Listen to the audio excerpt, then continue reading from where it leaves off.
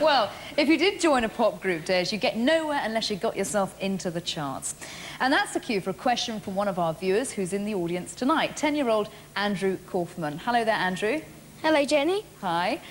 Well, Andrew asked us how they know who's in the charts and how they put them together.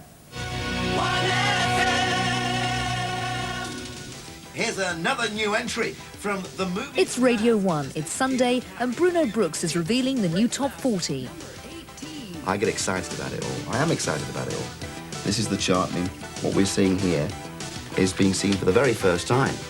And when we go on the air, heard for the very first time. And of course, the radio station will refer to that. And so will other radio stations all week long. So it's quite exciting. At 30, it's down 9 for Loveland. Every Sunday afternoon, over 7 million listeners tune in to hear Bruno get thrilled by the new Top 40.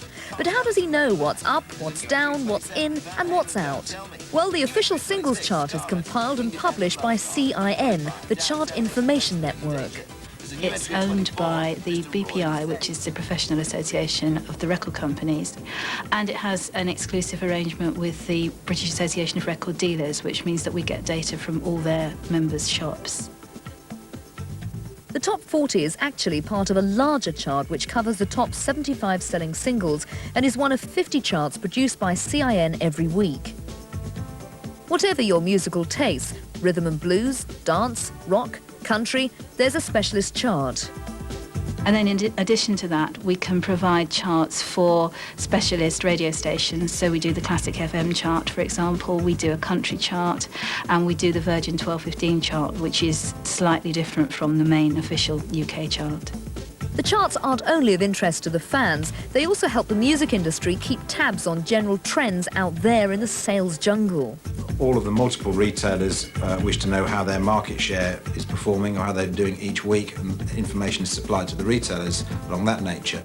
Record and video companies also want to know how their records have performed, and at the end of each week they will receive details of the breakdown of what types of stores those records have been sold through, which days of the week those records have sold, and which geographical location of the country those records have been sold, so that they can plan any marketing that they wish to do for the following week.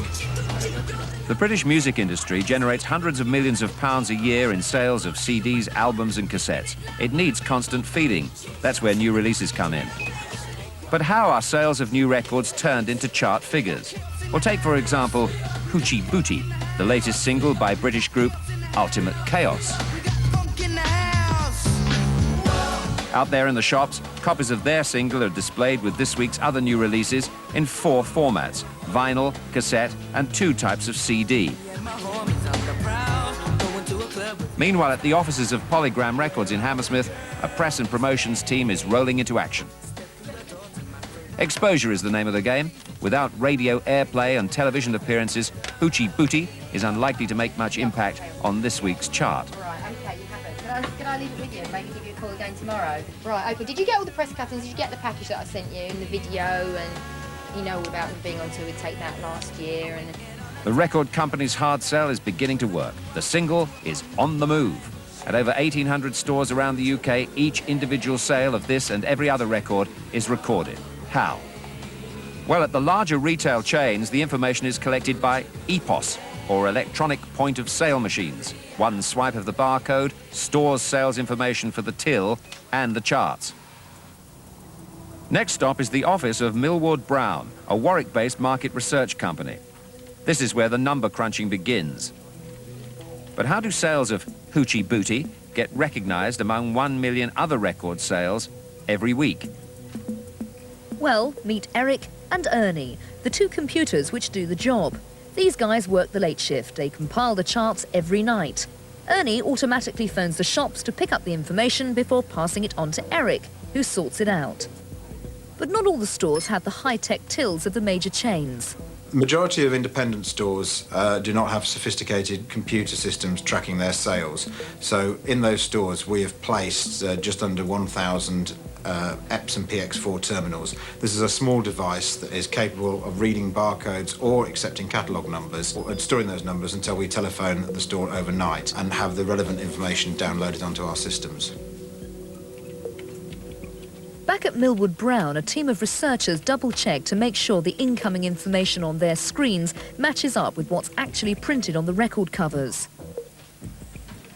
When we receive the product, we barcode the piece of product into the system and to check and make sure that all the information is correct pertaining to this release, such as the artist name is correct, the title, the label, division, company, and all of the actual release formats pertaining to that release, a 7-inch cassette and 2 CDs. We run charts off on a daily basis so that we can check all the information is correct as the information comes in from the retailers. And on today's position, we have the Ultimate Chaos single at number 23.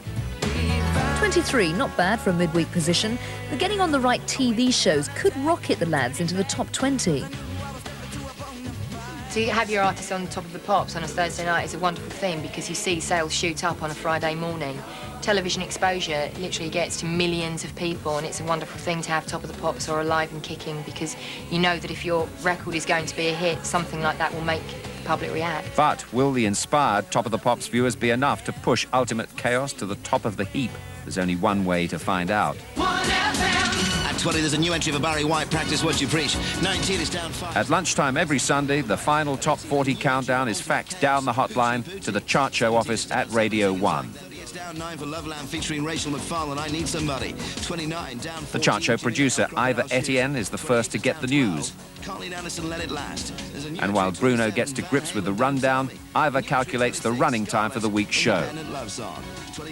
With only 3 hours to play 40 hits, it's important to get the sums right so that each record gets more or less the same length of play. But whereabouts will Ultimate Chaos feature in that final countdown? And Ultimate Chaos get a new entry at number 18. Hoochie Bootsy.